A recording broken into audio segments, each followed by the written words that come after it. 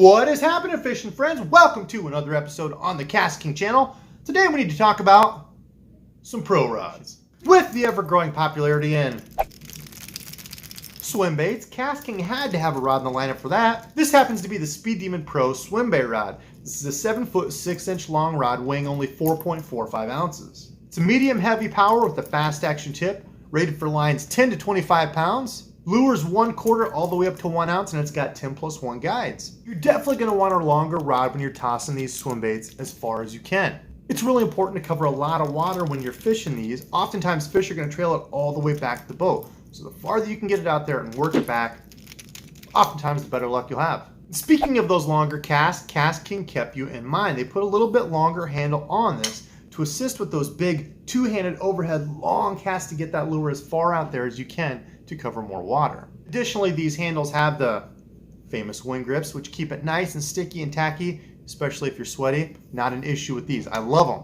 It's a very light rod at only 4.45 ounces. The proprietary elite carbon blank in here, coupled with the fact that they've used nano resins, keeps that weight down. But it's got a very stiff backbone and a good sensitive tip. On those longer casts, you want to feel those bites, whether they're hard or subtle.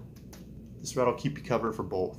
Now, the added length of this rod not only helps you cast farther, but take up a lot more line on the hook set. It's important when you're making those longer casts that you've got a longer rod to take up more line. If you've got a shorter rod and you set the hook, you're only taking up that much line. But if you've got a real long rod and you set that hook, you can take up a whole lot more line on a longer rod. Definitely helps on those longer casts to ensure you get that fish pinned and back to the boat. Don't limit this rod to swim baits. This is also an excellent chatterbait rod, making long casts, fishing those grass mats. A lot of anglers prefer a longer rod for flipping and pitching, so if you're throwing Texas rig, jigs, this will work perfect as well. When it comes to reel, it really depends on the time of year for me. If I'm fishing a larger swim bait and trying to keep it slower toward the bottom, I'll go with the slower, say 5:3 to 1 retrieve ratio reel. Just makes that a lot easier.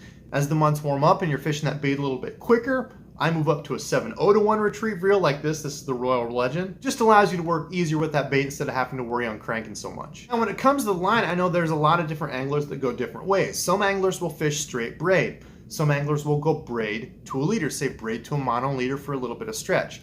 And some anglers will go with just a fluorocarbon or a copolymer just so they don't have to deal with the braid knots. I think it's important just to match the line around the type of cover that you're fishing. If you're fishing around a lot of wood and there's a chance that you might get hung up in there, I tend to stick to a nylon line for the abrasion resistance. But for the castability and sensitivity, it's really hard to beat braid. So if you can't decide, try going in between. Spool your reel up with some braid as a main line and go with a monofilament leader. It gives you a little bit of stretch, but still the sensitivity of that braid. Best when it comes to the knot on the swim bait, use whatever tickles your fancy. I think it's hard to beat the old tri-lane knot just in case there's any vegetation you're coming through, but something as simple as the Palomar knot will work as well. Check the card at the top. Be sure to check out the playlist at the end of this video for more information on these technique-specific rods. And if you're looking for information on one rod in particular, check out the description below. We'll have all those linked for you. Of course, if you have any questions at all on any of these rods, leave your questions and comments below. They would be happy to help you out. Please consider subscribing to the KastKing channel for more informative videos and, well, technique-specific videos just like this one in the future. And until next time.